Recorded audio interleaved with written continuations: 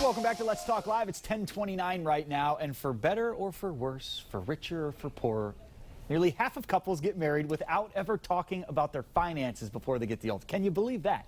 Joining us now is local financial professional Todd Baker from Legacy Capital Planners to share 4 financial vows to make or renew with your significant other. So yeah, if you're already married, it's not too late to kind of renew your financial vows, but we're probably going to talk a little more about people that haven't gotten to the altar yet, haven't said I do yet, and the importance of them talking about their finances, because it's true, a lot of people go through their whole relationship before marriage and never really talk about finances. Is that true? I guess you're the one to ask. Well, that's absolutely true. It's almost a taboo subject where people are kind of shy about talking about any credit cards or bank accounts they have, or sharing their good or bad pieces they've had in kind of getting down the road and meeting each other. So in doing that, it's not shocking that half of people at Todd not haven't talked about their finances before they got married.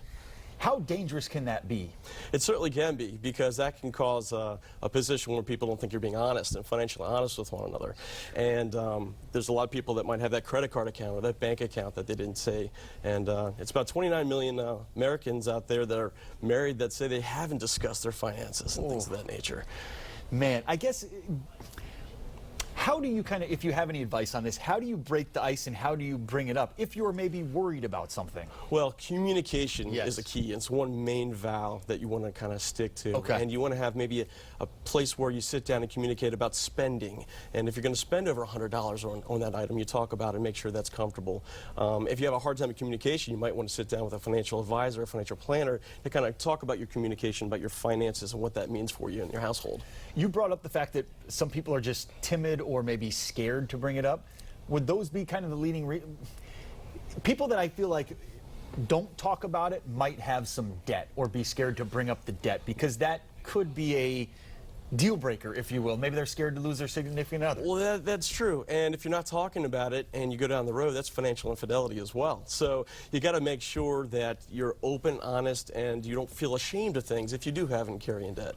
Another thing that we see is people want to be able to plan together, and you want to vow to plan together. And that's important, because if you can start to visualize your retirement, if you want to travel, if you want to donate, and these things, you can really come together as one and start to communicate and build a financial plan. And out on our website, MarylandMoneyGuys.com, we have a wonderful financial planning tool that allows to show you a retirement planning tool, which we do a really good job at our practice, helping people kind of visualize their goals and setting them and meeting them and making sure they're down the road on those. The website again for people that need help? MarylandMoneyGuys.com. MarylandMoneyGuys.com. And you talked about financial vows. You've named a couple of them. What are the most important ones? The communication, right? Would that be tops? Communication is huge. Honesty, planning. And then the last one, really and truly, you want to make sure that you're protecting. People that get married ultimately have families at some point. And 75% of millennials right now go without any life insurance. And that is a big area. You need to be able to protect your income and the lack thereof if you're not here to provide. Okay, you're seeing them right on your screen right there, the financial vows. Have you seen anything that really went poorly? You know, someone that was talking about their finances and it just didn't go well? Sure. No, it's a situation whereby somebody came to a relationship, didn't have the honesty and forthrightness of, yeah, I have credit card debt, or I had this, and the other person found out later down the road in the relationship, and that really kind of sours some things. Now, they've worked through that eventually in regard, but it happens that way, and that's where you want to be honest. That's the most important piece there.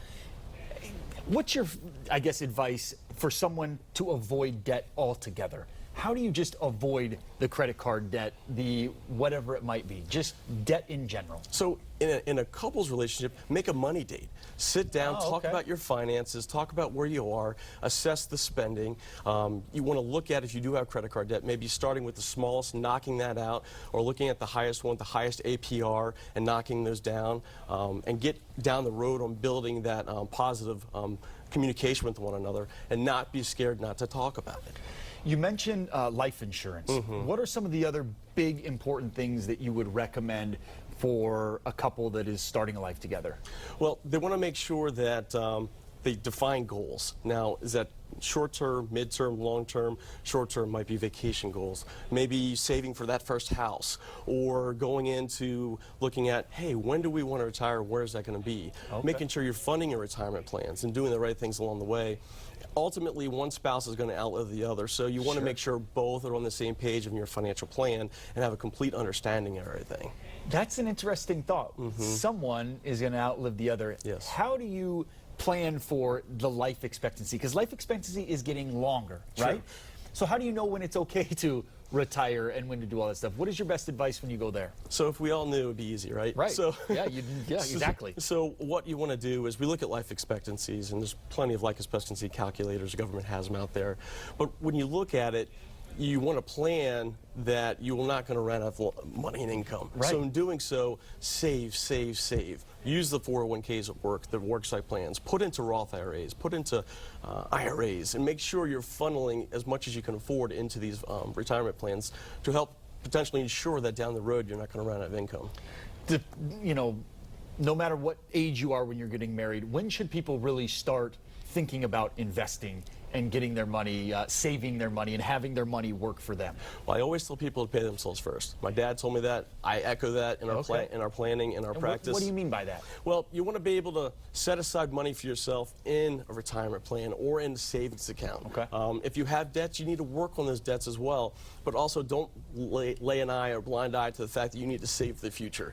A lot of people think about, hey, I want to live for today, but we have a long time down the road in retirement, as you said, with life expectancies increasing. You mentioned earlier about planning for the future and planning for families.